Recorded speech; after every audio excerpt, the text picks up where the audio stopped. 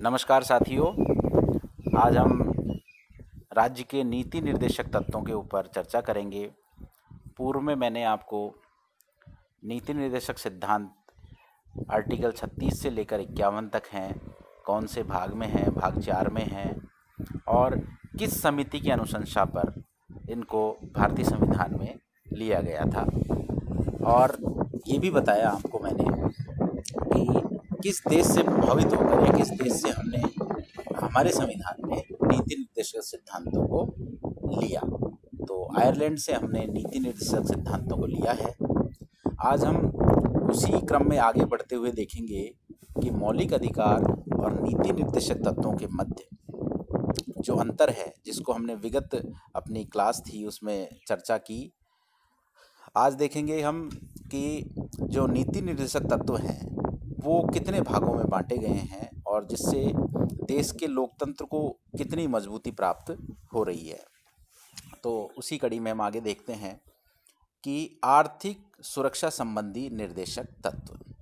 निर्देशक तत्वों को भी कई कैटेगरियों में क्लासिफाई किया गया है, जैसे सामाजिक सरोकार से संबंधित, आर्थिक सरोकार से संबंधित, हमारे वैदेशिक मामलों से संबंधित। तो उन्हीं की चर्चा आज हम आपके मध्य करेंगे। तो जो पहला है आर्थिक सुरक्षा संबंधी निर्देशक तत्व, इसमें हम देखते हैं भारतीय संविधान निर्माताओं का उद्देश्य भारत में एक लोक कल्याणकारी राज्य की स्थापना था और इस दृष्टि से अधिकांश तत्वों द्वारा आर्थिक सुरक्षा और आर्थिक न्याय के संबंध में व्यवस्था की गई है। तो जो हमारा डेमोक्रेटिक जो पार्ट है उसको तैयार करने के लिए हमारे निर्देशक तत्वों में उसी प्रकार की कार्यों को करने के लिए सिद्धांत रखे गए हैं, जैसे प्रत्येक स्त्री और पुरुष को समान रूप से जीविका साधन प्राप्त करने का प्रयत्न करने का अवसर दिया जाएगा। यानी कि स्त्री और पुरुष को इस आधार पर भेदभाव नहीं किया जाएगा कि ये स्त्री है या ये पुरुष है। राज्य संपत्ति व उत्पादन के साधनों का केंद्रीकरण नहीं होने देगा, मतलब अमीरी और गरीबी की खाई को बढ़ने नहीं देगा और सभी को रोजगार के समान अवसर प्राप्त करेंगे। सभी व्यक्ति, जिसमें महिला और पुरुष भी, उनको अलग अलग कैटेगरी में नहीं डाला जाएगा कि ये महिला है तो इसको कम वेतन दिया जाए, ये पुरुष है तो इसको अधिक वेतन दिया जाए। स्त्री पुरुष को समान कार्य के लिए समान वेतन प्राप्त होगा। राज्य नागरिकों, श्रमिकों, पुरुषों और स्त्रियों के स्वास्थ्य और शक्ति या बालकों को की जो सुकुमार अवस्था है उसमें परिस्थितियों वश दुरुपयोग न होने देगा।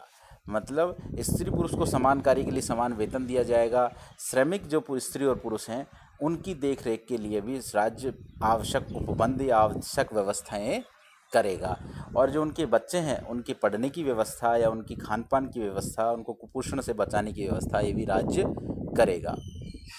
राज्य प्रयास करेगा कि सभी नागरिक अपनी योग्यता के अनुसार रोजगार पा सकें, यानी किसी व्यक्ति को रोजगार से वंचित नहीं किया जाएगा। जिसमें जितनी योग्यता है उस आधार पे उसे रोजगार प्रदान करने का प्रयास राज्य करेगा।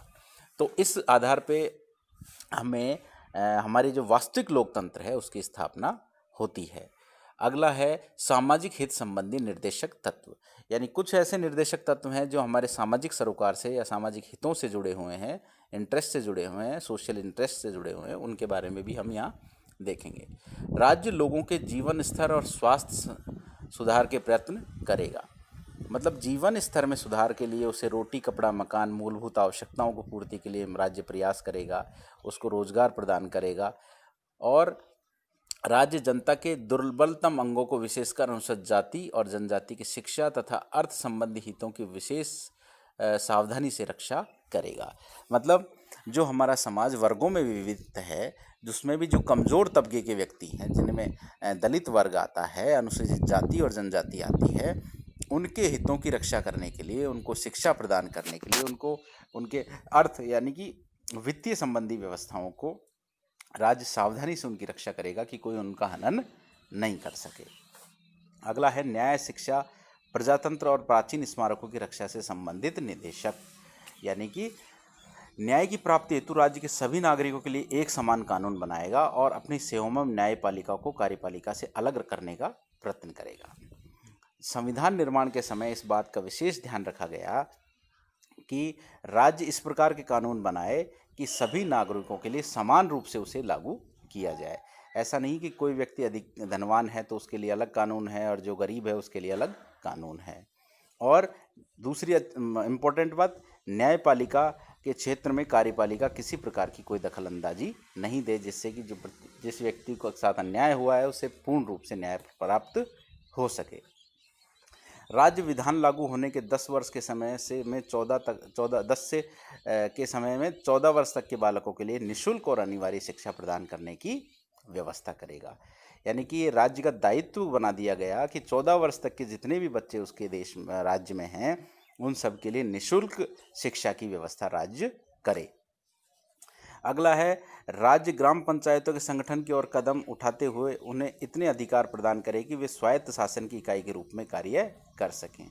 मतलब शासन का केंद्रीकरण ना करके शासन का विकेंद्रीकरण करने का प्रयास किया गया। इसे आर्टिकल 40 में रखा गया है कि ग्राम पंचायतों का इस प्रकार से गठन किया जाएगा, उनको इस प्रकार से शक्तियाँ प्रदान की जाएगी कि वो स्वायत्त इकाई के रूप में, यानी कि उनके ऊपर किसी प्रकार का कोई प्रेशर नहीं रहे और वो स्वतंत्र रूप से कार्य कर सके। राज्य प्राचीन स्मारकों, कलात्मक महत्व के स्थानों और राष्ट्रीय महत्व के भवनों की रक्षा भी करेगा। यानी राज्य का ये दायित्व बनेगा कि जो पुरातात्विक हमारी महल हैं, बावड़ियाँ हैं, जो भी किले हैं, उन सब का भी संरक्षण राज्य करे, जिससे कि हमारी प्राचीनतम संस्कृति और स्मारक बचे रहें और वो हेरिटेज रूप में या पर्यटन की दृष्टि से कुछ हमारे देश की संस्कृति को जीवित रखने में फ़ायदा मिल सके। 42वें संविधान संशोधन द्वारा अनुच्छेद 48A का समावेश किया गया, जिसमें राज्य देश के पर्यावरण की रक्षा और उसमें सुधार का प्रयास करेगा, जिससे पर्यावरण की सुरक्षा बनी रहेगी। अगला पॉइंट है अंतर्राष्ट्रीय शांति और सुरक्षा से संबंधित निर्देशक तत्व। अंतर्राष्ट्रीय शांति और सुरक्षा में वृद्धि की जाएगी राज्य द्वारा।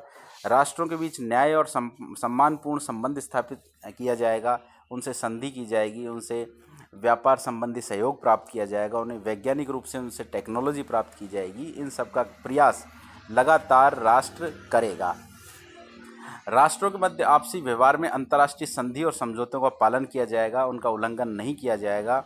अंतर्राष्ट्रीय झगड़ों को मध्यस्थता के माध्यम से सुलझाने का प्रयास भी किया जाएगा। इस आधार पे हम कह सकते हैं कि जो सामाजिक रूप से, आर्थिक रूप से, अंतर्राष्ट्रीय रूप से जो प्राचीन महत्व के स्मारक हैं, शिक्षा के रूप से हमारे निर्देशक तत्व सभी तरफ से वास्तविक लोकतंत्र की स्थापना में सहायक हैं और इन्हें राज्य को पूर्ण मनोयोग के साथ लागू करने का प्रयास करना चाहिए, जिससे कि हमारी जो लोकतांत्रिक व्यवस्था है वो अधिक सजीव लगे और वो अधिक प्रभावी भी हो सके, जिसमें आम लोग, गरीब जनता, बालक, मजदूर, श्रमिक, स्त्रियां, इनके हितों का संरक्षण हो सके। निर्देशक तत्वों के वर्णन के आधार पर ये कहा जा सकता है कि इन तत्वों के आधार पर भारत में वास्तविक प्रजातंत्र की स्थापना होगी और हमारा देश एक लोकतांत्रिक, लोक कल्याणकारी राज्य बन सकेगा, जिसमें प्रत्येक व्यक्ति को स्वतंत्रता, समानता और न्याय की प्राप्ति हो सकेगी। तो धन्यवाद फ्रेंड्स। इसके बाद हम अगले टॉपिक में देखेंगे कि नीति निर्देशक तत्वों की क्या क्या आलोचनाएं हो सकती हैं और क्या वो राज्य के दिशा निर्देश के रूप में काम करते हैं या नहीं करते हैं। उन सब के ऊपर चर्चा हम नेक्स्ट टॉपिक में करेंगे। धन्यवाद।